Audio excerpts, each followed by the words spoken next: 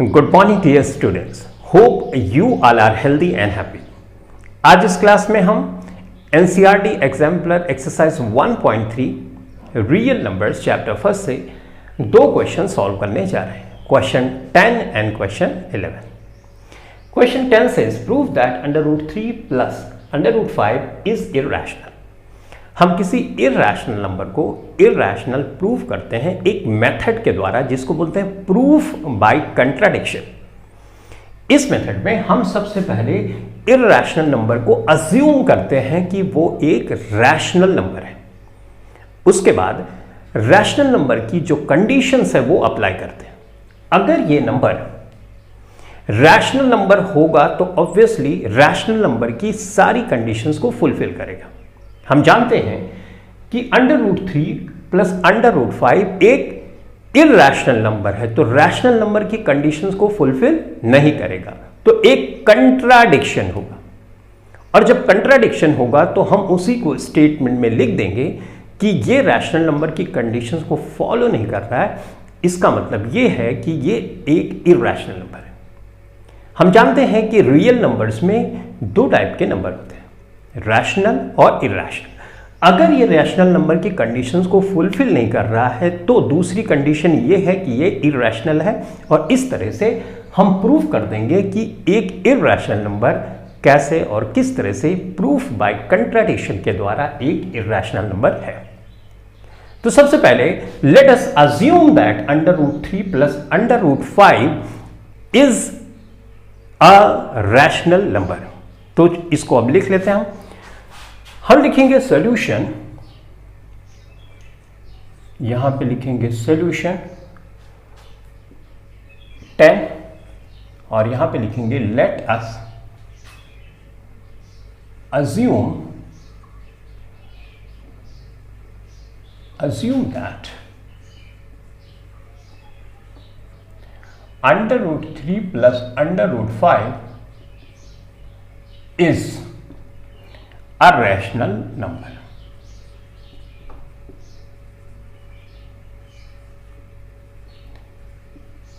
Correct? Therefore, we can write it in the form of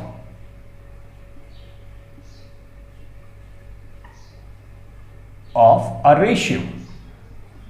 rational word आया है ratio से, यानी p/q के फॉर्म में हम इसको लिख सकते हैं अगर हमने √3 प्लस √5 को ये अज्यूम कर लिया कि ये एक रैशनल नंबर है।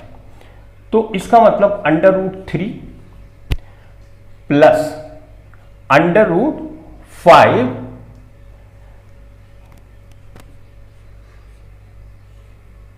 is equal to p/q, where rational number की कंडीशन ये है p and q are integers and q is not equal to 0। ये कुछ नया हमने नहीं लिखा, रैशनल नंबर की कंडीशन है वो लिख दी हमने। On squaring and arranging,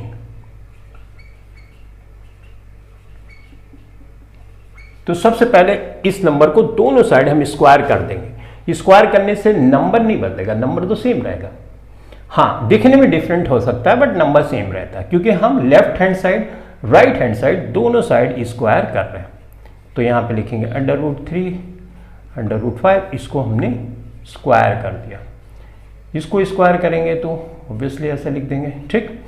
a plus B का होल स्क्वायर का फार्मूला लगाएंगे तो a², a की जगह यहाँ पे √3 है, b की जगह √5, a² plus 2 into a into b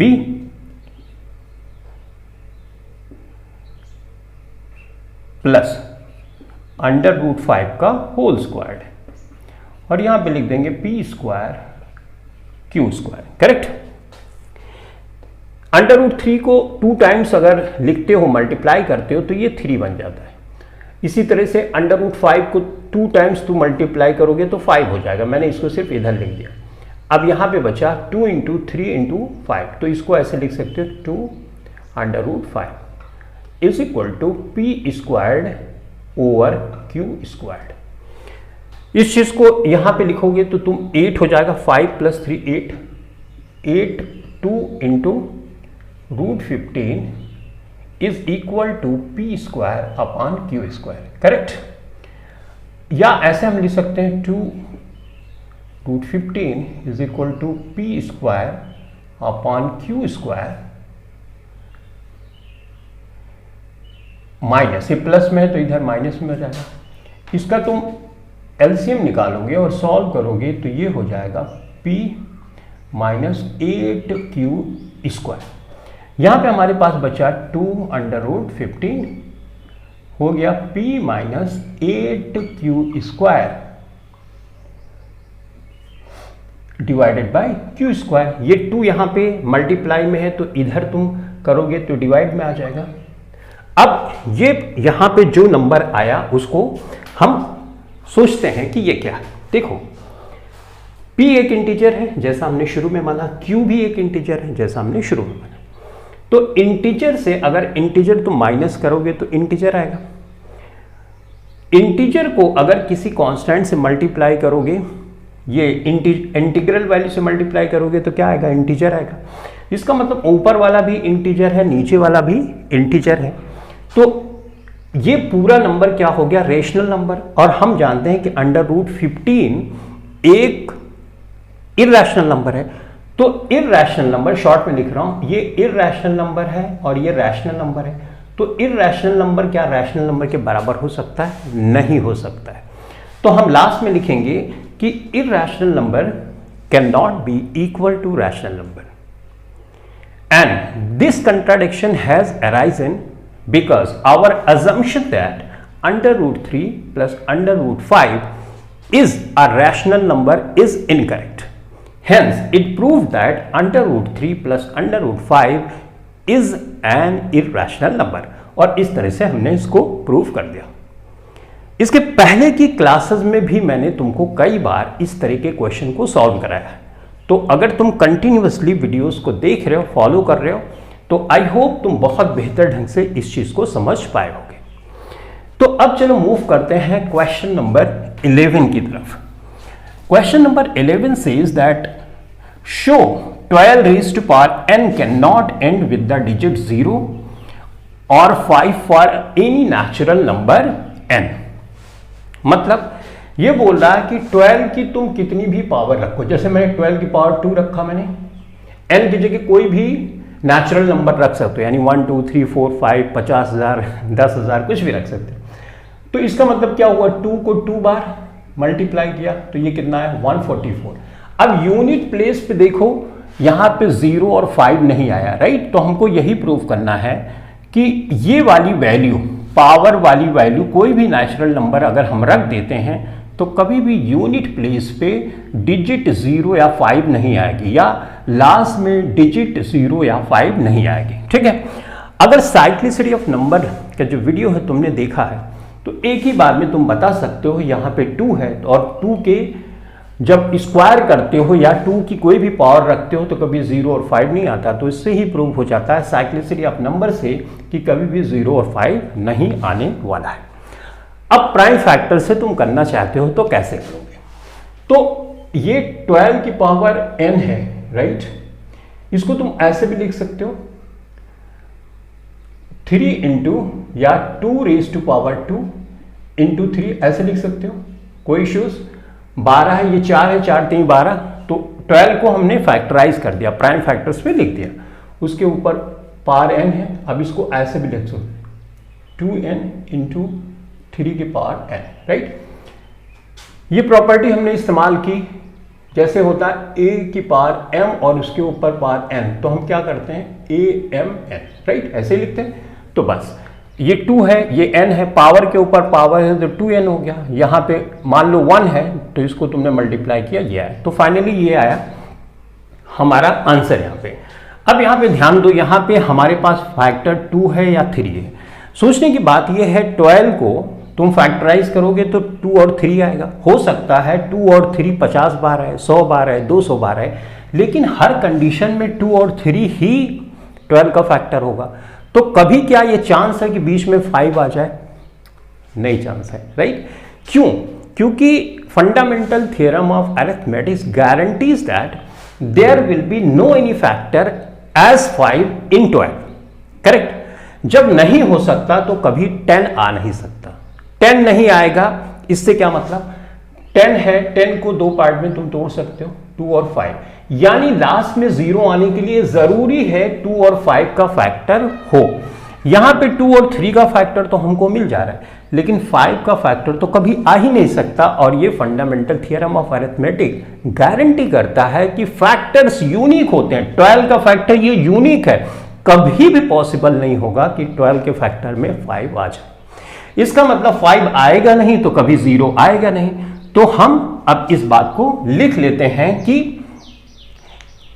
12 में कोई भी फैक्टर 5 का प्रेजेंट नहीं है, इसलिए कभी भी यह संभव नहीं है कि उसके यूनिट प्लेस पे 0 आ जाए। ठीक है, तो लिख दो यहां पे fundamental theorem of arithmetic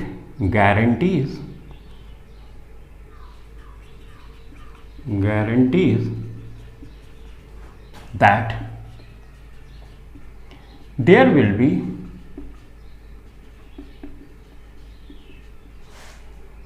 no any factor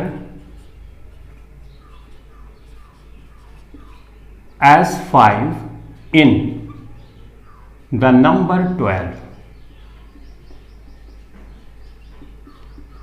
Hence, it is never possible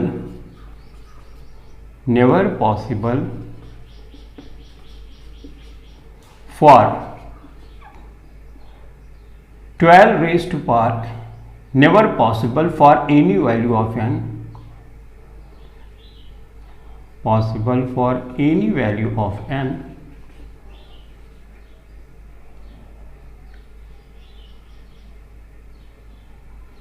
for which 12 raised to power n ends with the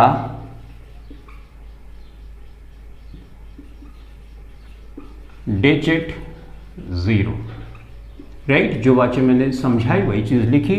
fundamental theorem of arithmetic guarantees that there will be no any factor as 5 in the number 12. Hence, it is never possible for any value of n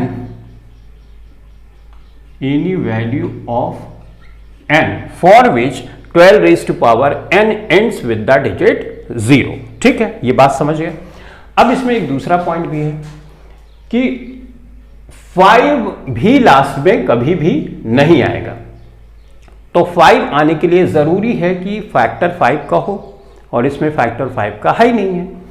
तो 5 का factor नहीं present है, तो यह भी prove हो जाता है कि कभी भी मल्टीप्लाई 2 और 3 का कितनी भी बार कर दोगे, कभी भी 2 और 3 का मल्टीप्लाई तुम कितनी भी बार कर दोगे, ऐसा कभी भी नहीं होगा कि लास्ट में 5 आए। जैसे 3 है, 5 से मल्टीप्लाई किया तो 15 आया लास्ट में। क्यों? क्योंकि 5 का फैक्टर पहले से ही मौजूद था। 2 है और 6 है तो ये 12 आया क्योंकि 5 का फैक्टर मौजूद नहीं है, राइट? तो 5 का एक फैक्टर अगर इसमें होता तभी लास्ट में 5 आ सकता है, राइट? तो यहां पे लिख लेते हैं दूसरा point, there is no any factor as 5 present in 12, hence it is impossible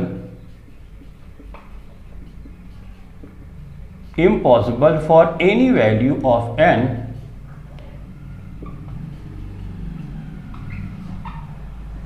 n, any value, hence it is impossible for any value of n that will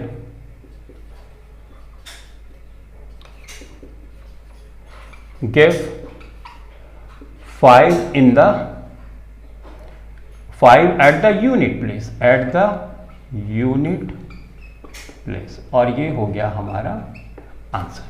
तो मैंने लिखा there is no any factor as 5 present in 12, hence it is impossible for any value of n that will give 5 at the unique place. और इस तरह से हमने इन दोनों questions को सॉल्व कर लिया। तो इस क्लास के लिए इतना ही। Thanks for watching this video. Thank you very much.